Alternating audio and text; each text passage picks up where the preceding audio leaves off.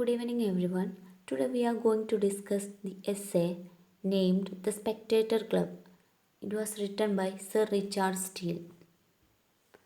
So, moving on to the author, he was born in 1672 at Dublin.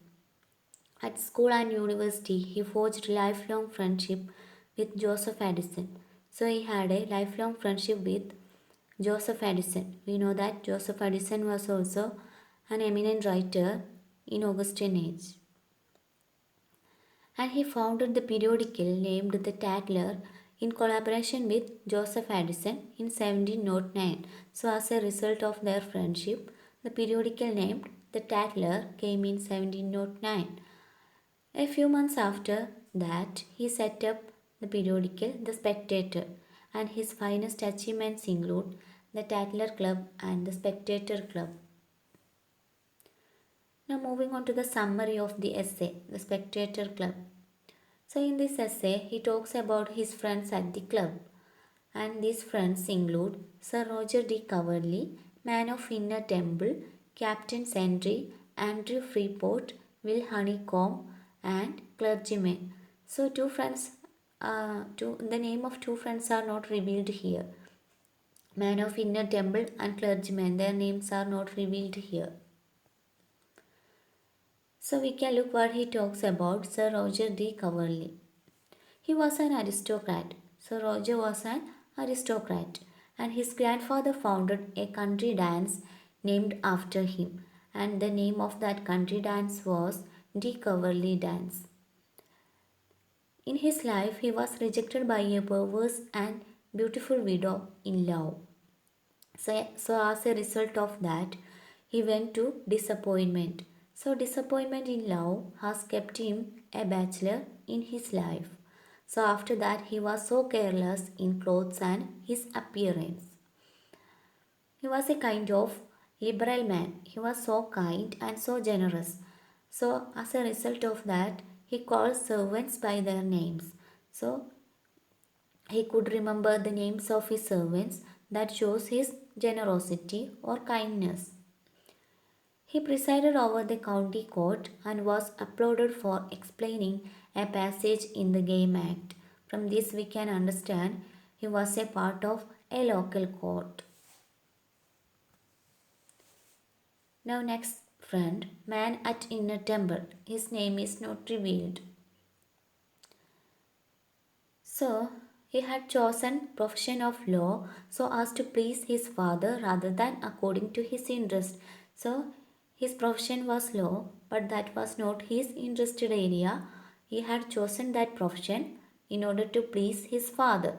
He was more interested in philosophy than law. He knows every oration of Aristotle and Longinus, but not a single case from the reporter. Even though his profession was law, he didn't know a single case from the reporter. Instead of that, he knows every oration of Aristotle and Longinus. He has engaged a lawyer to answer the queries that his father sends to assess his son's growth. He had complete knowledge of customs and manners of ancient people. So he had a thorough knowledge of ancient people. Their customs and manners were thorough to him. So he could make comparison between the ancient age and the modern age.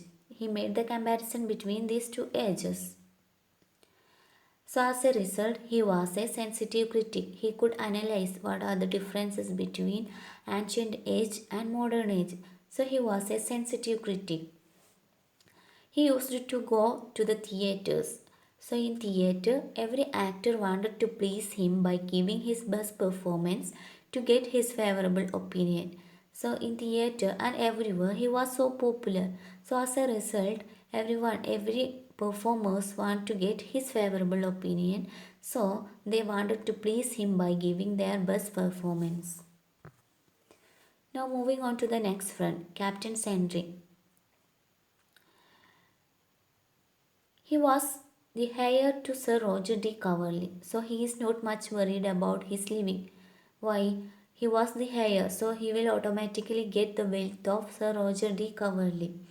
So he was not much worried about his living. He served in army for some years as a captain, so he was in army. But he left the army because he feels that in army promotions are not made according to merit. So for some years he served in army and after that he left. He entertains his friends with the description of adventures of his army life like sieges and battles. So he used to talk about the adventures he had gone through in his life when he was in army. So by talking about that he entertained his friends. He is neither proud though he has commanded a number of people under him. So he was a senior to many people. He had commanded a number of people. So as a result, he was not proud of it. Nor he is slavish though he had obeyed a number of officers above him. So he had a number of officers above him. He had to obey them. So even though he was not slavish and at the same time he had given commands for a number of people, so he was not so proud of it. So he was a medium kind of person, a normal kind of person in his life. Now moving on to the next friend, Sir Andrew Freeport. He was an eminent merchant of London. So he was a merchant, prudent and successful businessman. Andrew Freeport was a successful businessman. According to him, real power can be achieved by skill rather than violence. So the real power will come through the skill of persons, our skill, rather than violence. And sloth has ruined many people than sword. According to him, laziness or sloth has ruined the life of many people than sword. So he always gave importance to the hard work. England can be richer than other nations by following the same methods as he had followed and become richer than his friends. So according to him, England or the nation can be richer if it follows the same methods as he had followed, as Sir Andrew had followed. He had the belief that expansion of business will give power to Britain and make it a world power. The expansion of business will make England or Britain a world power. And his favorite maxim is, this is so important, his favorite maxim is, a penny saved is penny got.